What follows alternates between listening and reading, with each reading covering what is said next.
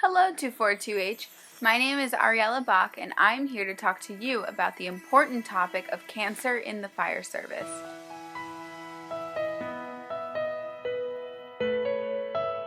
It's happening incredibly too often nowadays, where an experienced fireman or woman is sat down by a physician and told that they have cancer years after leaving the service.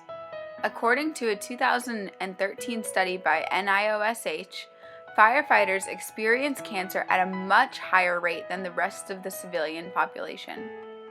According to the International Association of Firefighters, a majority of deaths in the fire service, 60%, have been attributed to cancer.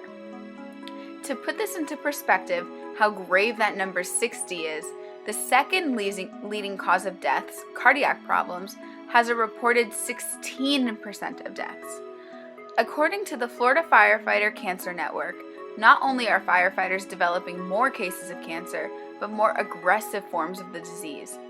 This was proven by a study published in 2006 showing that firefighters had elevated chances of developing brain cancer, leukemia, lymphoma, colon cancer, and even kidney cancer, with the risk significantly elevated as soon as the second decade of employment. The answer to why this is happening lies within the type of fires we are fighting today, protective gear firefighters are wearing, and ultimately the culture towards the subject within the department. Buildings in modern times are being built with synthetic material. Fires consist of toxic and harmful chemicals that release carcinogens into the air through smoke and is then absorbed into the firefighter's skin, get all over their gear, and is inhaled and even ingested. After a fire is put out, there is a debriefing session where workers can take their gear off and grab a bite to eat and drink. Still at the scene, oftentimes there are remnants of these carcinogens under the nails of the firefighters and on their skin, to which they proceed to put food in their mouths, painting an obviously dangerous picture for this person's future. The primary ways that these carcinogens affect the body are through inhalation and absorption through the skin. Firefighting is manual labor under an immense amount of pressure and temperature extremes. When one sweats, the skin cannot protect this individual as his pores are open. For every 5-degree increase in temperature on the skin, our capacity to absorb increases 400%. This grants these carcinogens an open pathway to the body. PPE, or personal protective equipment, is a key component in protecting oneself in a fire. However, what if this protective gear was not as effective in protecting against carcinogens as once thought? While the equipment may be protecting firefighters against extremely hot temperatures, studies show that pieces such as the hood is not designed to prevent skin absorption through the forehead, jaw, and neck.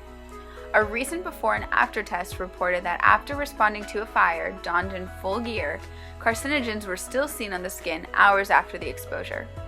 The equipment may better explain why certain cancers are more prevalent than others depending on where the carcinogens are most easily absorbed.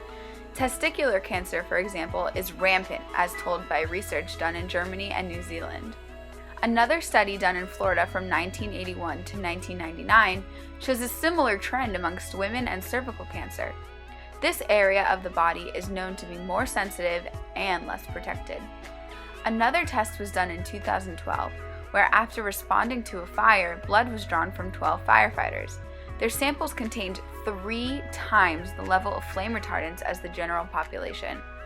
We as a nation are providing our nation's daily heroes with equipment that is proving to aid in injuring them.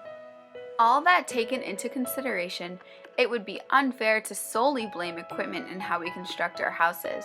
The culture within the fire department must be one that is aware and ready to take action for their own health and safety.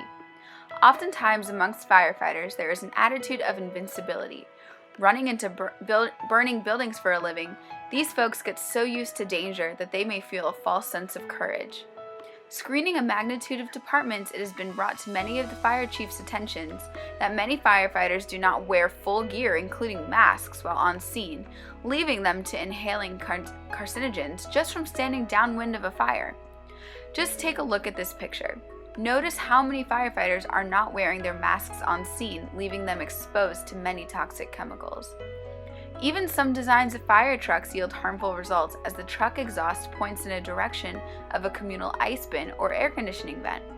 Tests of stations around the country have yielded jaw-dropping levels of toxins in the firefighters' drinking water and air circulating systems attributed to the diesel sitting in the bay with the trucks.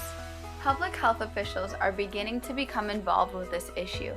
While 27 to 28% of departments do not require annual medical examinations, this is beginning to get reversed.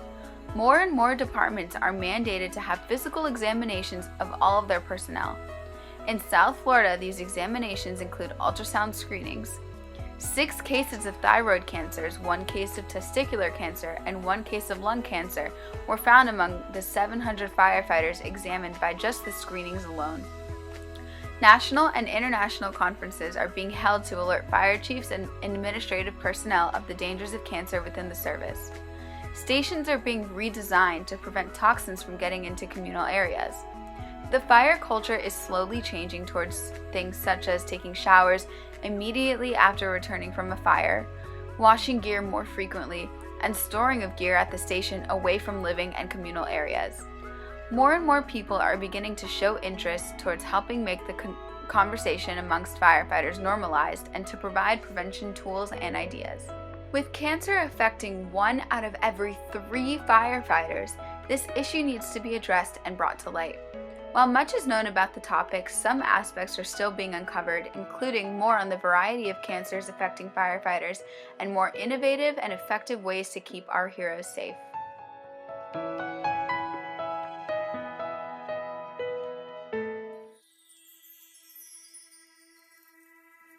Here are some discussion questions for you to think about. With so many people using firefighters and paramedics as a source of primary care, do you think it's ethical for these services to begin charging citizens for responding to 911 calls in order for the money to be used for the department for potentially safer gear?